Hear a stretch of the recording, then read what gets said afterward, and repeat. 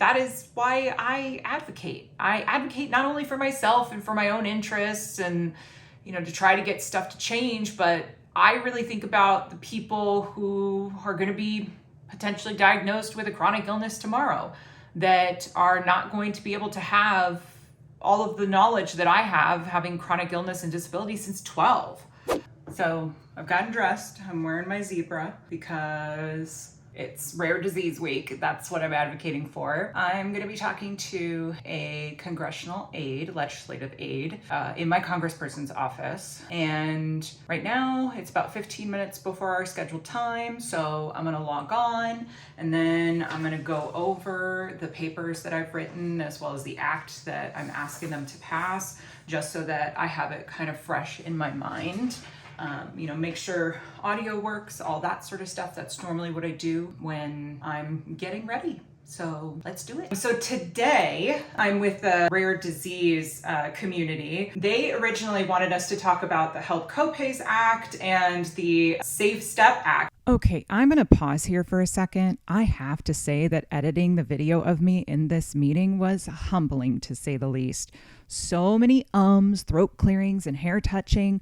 I highly recommend recording yourself when speaking, as it will help you. I know it will definitely help me. Another one that actually even within the advocacy community doesn't really seem to be getting a lot of steam behind it is the PASTEUR Act, which was introduced earlier this year. And I think it's sitting in a committee right now for the House. The PASTEUR Act seeks to address the lack of drug development for antimicrobial resistant bacteria, funguses, and viruses. I'm really passionate about this particular act because my rare disease is a primary immunodeficiency, which basically means that I was born with an immune system that doesn't function properly.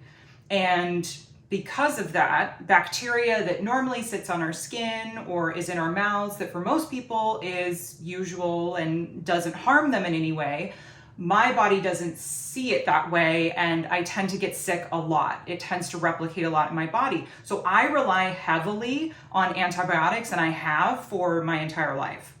So because of that, I've been on antibiotics a lot. I do think about antibiotic resistance a lot because it is happening more and more around the world. It is talked about by the CDC, by the WHO, that this is a very large issue. I personally do not want to not rely on antibiotics because it is one of only 2 treatments for the primary immunodeficiency that I have. All right, so that meeting went really well. The legislative aide was very receptive to actually doing some research on the PASTEUR Act, which is my ask. It was something that I actually didn't even know about until I emailed the individual that was responsible for putting together this awesome fly-in, saying that my congressman has already co-sponsored the Help Copays Act as well as the Safe Step Act. So what else should I be asking for? And the PASTEUR Act, I wanted to ask for that for my congressperson being a co-sponsor, simply because the PASTEUR Act specifically outlines how the US government will help to incentivize companies to make antimicrobial resistant treatments. I have a primary immune deficiency, which means that my immune system doesn't work and it hasn't worked since birth. So I have taken a lot of antibiotics in my lifetime, and it is something that we do talk about within the primary immunodeficiency space, that taking antibiotics for long periods of time, we're scared that we're going to end up getting a antibiotic resistant bacteria and that there will be absolutely no option for us and that we will potentially not be here anymore. So I am now very passionate about this particular act at this moment, simply because it will help to incentivize companies to do this. It's a really important thing that a lot of people don't think about. It's the tiny things like this that can kind of push forward medical care for everybody worldwide, because this would be something that everybody would potentially benefit from. I really started to do advocacy work because I wanted to do something to try to actually inflict change into the system that I've been a part of for years.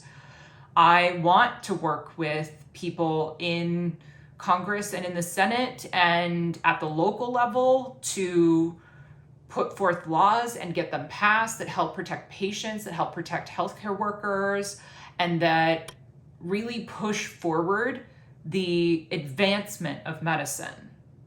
If you liked this video, you might like this one next. Thanks so much. I'll see you next time.